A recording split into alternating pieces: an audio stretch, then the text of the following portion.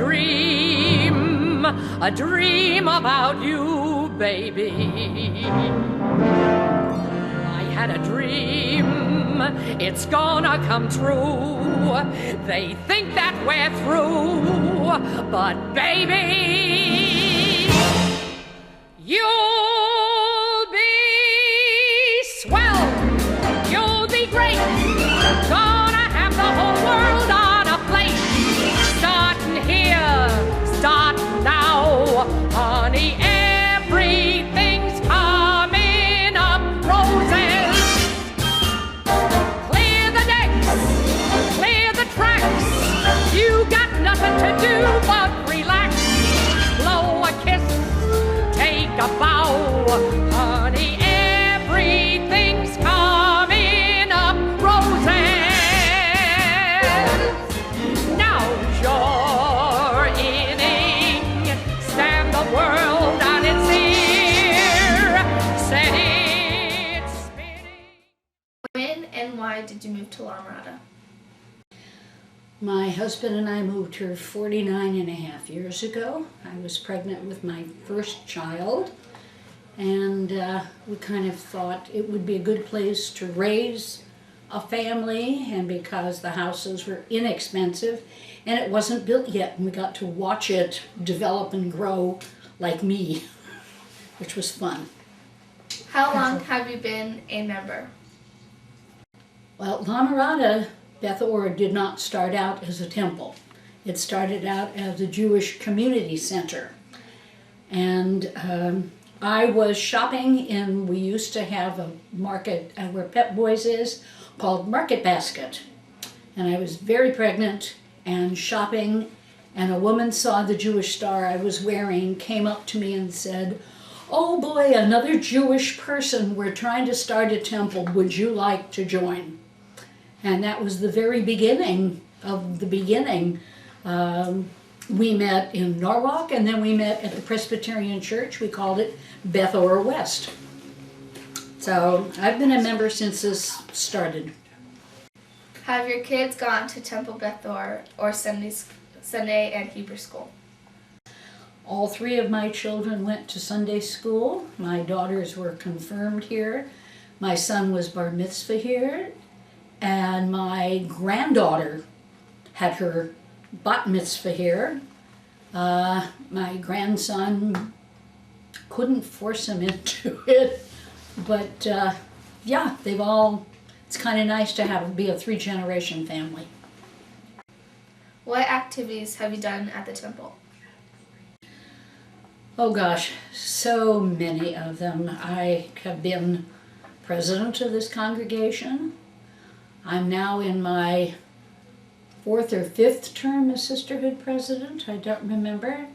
I was financial secretary of the temple. I taught religious school, kindergarten, 1st and 3rd. I was the music director of the temple, so that we had a music program.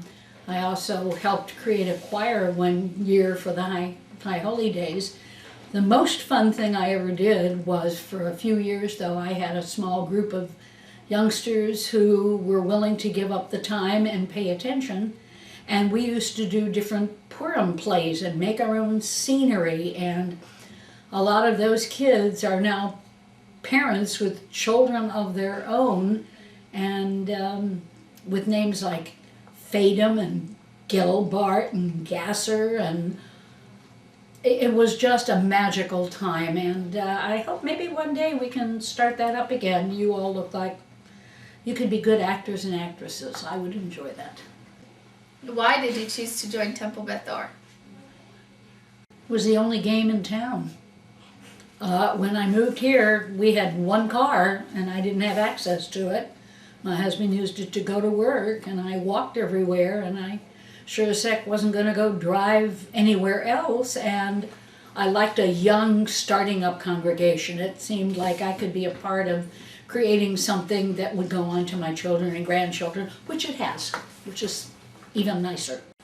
What is your favorite memory of Temple Beth Orr? My favorite memory of Temple Beth Orr was when I was pregnant with my daughter Eileen, and nobody knew it. And we were doing a show called A Night on the Barbary Coast, which I was directing, which my mother had created at their temple in the valley, and it made a lot of money.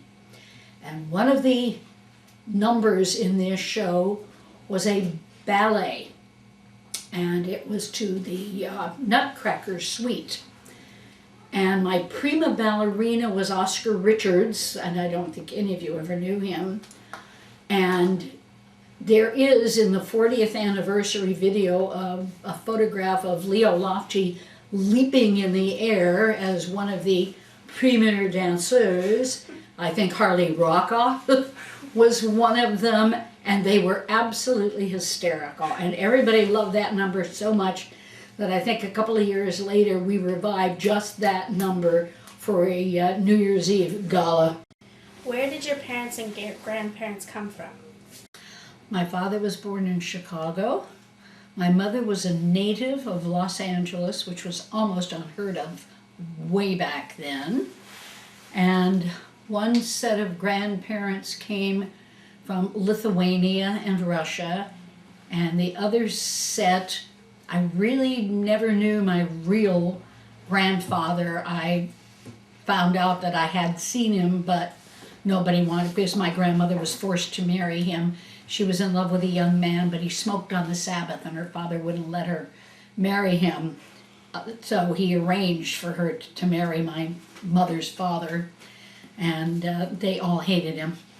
And my grandmother was actually born in the United States when the family came here in Minnesota. And my mother was always very proud that my grandmother did not have a European accent. She only spoke English without an accent. I mean, she spoke Yiddish and all the rest. And so that was kind of cool. Did your family change their name? It's really very funny. My maiden name was Dean, D-E-A-N. And one of my cousins decided to look up all the family and have a family reunion. Unfortunately, it was right after my father died, so he didn't know about that part of the family. It seemed that my great-grandfather had a brother, and my great-grandfather settled in Benton Harbor, and his known was Farmer Dan. And my other the great-great-uncle went down south and became, in those days they called them traveling preachers, and he was a rabbi. So when we had the family reunion, I heard people talking about last Friday night I went to shul and talked to the Rebbe, and I thought, what kind of Jewish people are these with this accent? Where were you born? I was born in Chicago.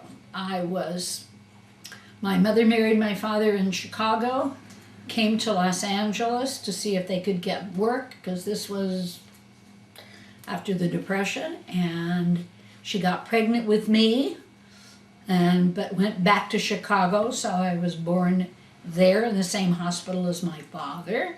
But by the time I was 18 months old, I was back in California for good. Chicago's a good place to be from. Where did you go to school? I went to 3 different grammar schools in Los Angeles. In fact, in talking to some of our temple members, I was talking to Harriet Rockoff and a couple of others. It turns out we all went to the same grammar school, Virginia Road, and we all remember the principal's name because Mr. Orth was so wonderful, and that's unusual when you get this age, you don't remember what you did yesterday. Were there Jewish kids in your school? In the beginning, yes, in Fairfax, there were so few of us in Van Nuys. There was one of my boyfriends and a couple of girls, and that's about all I knew. There may have been some, but we were so separated and so far. And this was a new development I lived in called Panorama City, that the Kaiser Steel Company, they built all these brand new homes, and so there just weren't, certainly was none on my block. What makes you Jewish? Well, part of it is being born of a Jewish mother and father. That's a given. But when I was young, I looked around to see what other religions did and how they believed and what they thought. And I came to realize that for me, I could never be anything but Jewish. How did the Holocaust affect you? It introduced me to my husband because he and his family lived in Vienna, Austria, where he was born. And the Nazis came into Austria quite early on, and his grandfather was Catholic and his grandmother was Jewish, and then they owned a store, and the Nazis were ever putting up a sign, today you can shop, he's Catholic, the next day you can't go in here, they're Jewish. And when they saw the writing on the wall, they were able, Kristallnacht was in 38, I believe. Yeah.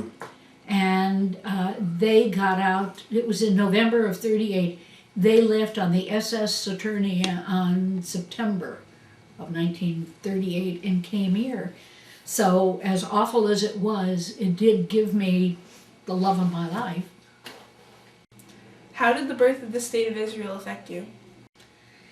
When that happened, I was part of BBG and B'nai B'rith Youth, and we were besides ourselves with joy. I tried to convince my parents that we should go to live there, or that I should go and be a young pioneer.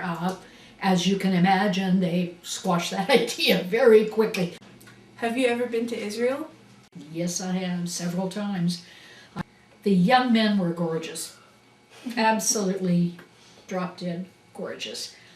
But it was like going back and reliving your history. And both my girlfriend and I went to the wall and went on the woman's side. And we had written out our little notes to stick in the wall. And when we touched the wall, this feeling came over both of us, and we looked at each other, and we were both in tears.